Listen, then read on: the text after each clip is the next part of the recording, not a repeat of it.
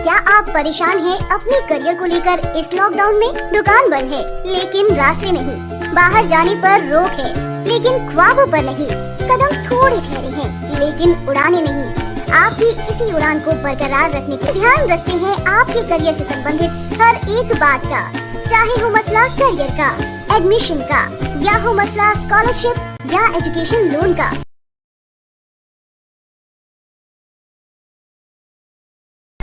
UP में आगामी विधानसभा चुनाव को देखते हुए बीजेपी ने अभी से ही पूरी जोर आजमाइश शुरू कर दी है। लखनऊ में कल बीजेपी की अहम बैठक हुई। खास बात यह है कि इस बैठक को अध्यक्ष जेपी नड्डा ने संबोधित किया। बीजेपी शासित असम में अपराधियों के खिलाफ शर्मा का सरकार का बड़ा एक्शन। पुलिस हिरासत में 23 को मारी गई गोली तो वहीं 5 मरे। दिल्ली पुलिस की कांस्टेबल भर्ती परीक्षा में बड़ा घोटाला हो गया। एक ही शख्स की फोटो मिली 3 उम्मीदवारों के एडमिट कार्ड पर। कांवड़ियों पर सख्त हो गया है उत्तराखंड पुलिस। वहीं 24 जुलाई से हरिद्वार बॉर्डर सील कर दिया जाएगा। उत्तराखंड में भाजपा के मुख्यालय के निर्माण के लिए सरकार ने बदल दिए नियम, अब बनेगी भव्य बिल्डिंग।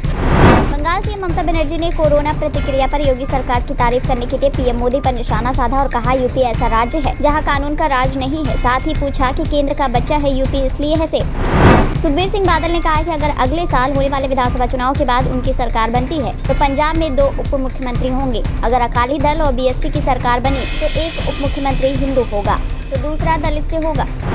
आईसीएमआर के महामारी विज्ञान और संक्रामक रोग विभाग के प्रमुख डॉक्टर समिरन पांडा ने कहा है कि देश में कोरोना वायरस की तीसरी लहर अगस्त के अंत तक आ सकती है।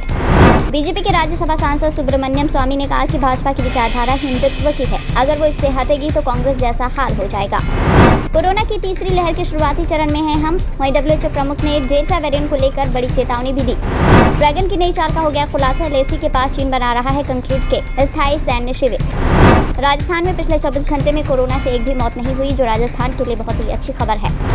इंग्लैंड के सीमित ओवरों के कप्तान इयोन मोर्गन ने कहा है कि पाकिस्तान के खिलाफ T20 सीरीज में प्लेइंग 11 में अधिक रोटेशन होगा। लगातार बढ़ते डेल्टा वेरिएंट के प्रसार को ध्यान में रखते हुए मणिपुर सरकार सतर्क है। इसके चलते 10 दिनों के लिए लॉकडाउन लगा दिया गया है, जो 18 जुलाई से शुरू होकर अगले 10 दिनों तक लागू रहेगा। और दिलीप कुमार के बाद जानी मानी दिग्गज अभिनेत्री सुरेखा सीकरी का 75 वर्ष की उम्र में कल कार्डियक अरेस्ट के चलते निधन हो गया।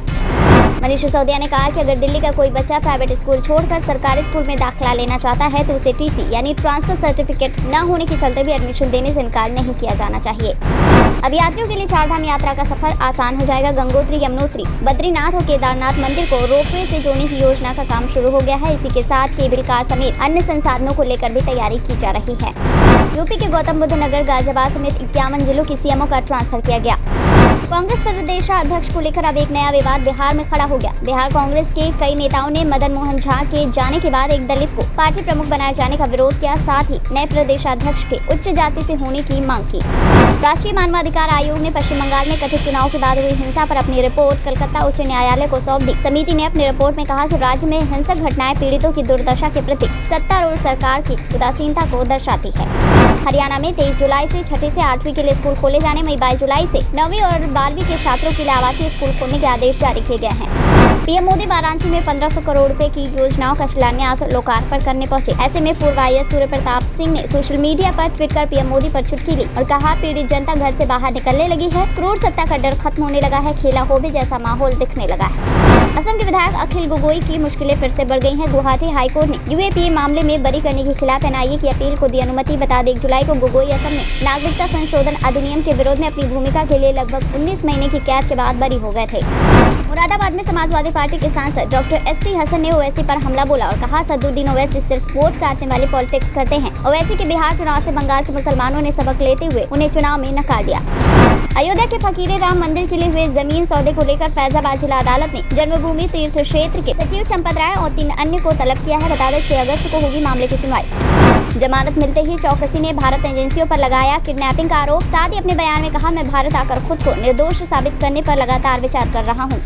आने वाले कुछ महीने सौरभ गांगुली के लिए व्यस्त रहने वाले हैं, क्योंकि बैक टू बैक बड़े मुकाबलों और सीरीज का आयोजन होना है। आईपीएल से लेकर T20 वर्ल्ड कप तक सभी अगले 2 से 3 महीनों में होने वाले हैं। राष्ट्रीय राजधानी दिल्ली में यमुना नदी में आए दिन जहरीली झाग की मोटी परतें बहती हुई दिखाई दे रही है। इसी बीच दिल्ली के कालिंदी कुंज इलाके में एक बार फिर यमुना नदी में जहरीली झाग की मोटी परत तैरती हुई नजर आई। सरकार के साथ साथ दिल्ली वासियों के लिए भी जहरीली झाग चिंता का विषय बनी हुई है। पीएम मोदी के दौरे पर अब बोले हैं आचार्य प्रमोद, मोदी बहुत बड़े इवेंट मास्टर हैं, नाकामी से लोगों का ध्यान हटाने के लिए कर रहे हैं ये सब धमाका।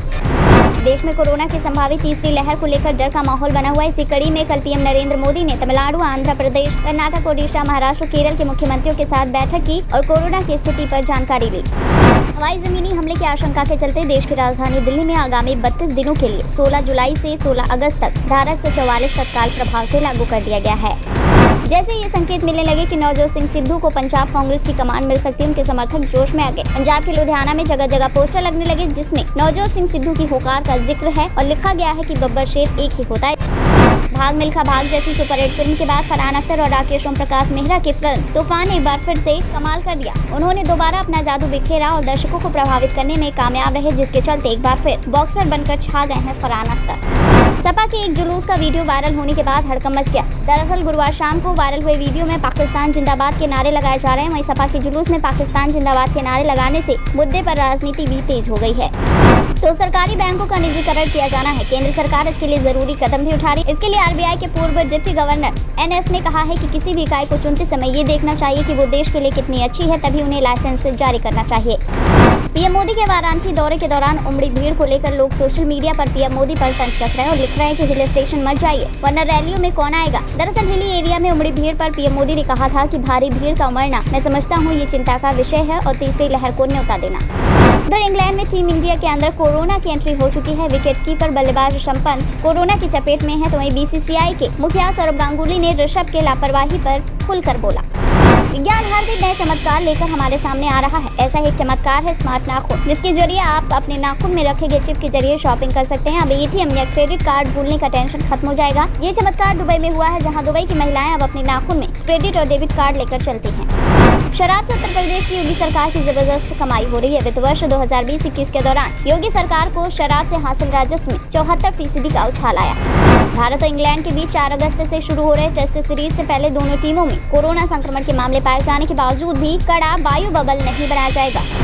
भारतीय टेनिस स्टार सानिया मिर्जा और उनके पति पाकिस्तानी क्रिकेटर शोएब मलिक को यूएई का गोल्डन वीजा दिया गया है। मीडिया रिपोर्ट के मुताबिक दोनों ही एथलीटों को मिला ये वीजा 10 साल के लिए मान्य होगा। अमेरिका के एक प्रभावशाली सांसद ने दावा किया है कि पाकिस्तान के सिंध प्रांत में हिंदुओं और ईसाइयों का जबरन धर्म परिवर्तन कराया जा रहा है। बंगाल निर्वाचन आयोग से मिला टीएमसी का प्रतिनिधिमंडल 6 महीने में उपचुनाव कराने की मांग की। टीएमसी सांसद डेरेक ओब्रायन की अगुवाई में प्रतिनिधिमंडल ने आयोग को इस संबंध में एक ज्ञापन भी सौंप दिया है। उत्तर प्रदेश सरकार ने सुप्रीम कोर्ट में जानकारी दी है कि प्रदेश में कांवड़ यात्रा पर पूरी तरह से रोक नहीं रहेगी। सांकेतिक रूप से कांवड़ यात्रा जारी रहेगी। अब इस मामले पर सुप्रीम कोर्ट ने यूपी सरकार से फिर से विचार करने की बात कही है। वहीं सुनवाई सोमवार को होगा।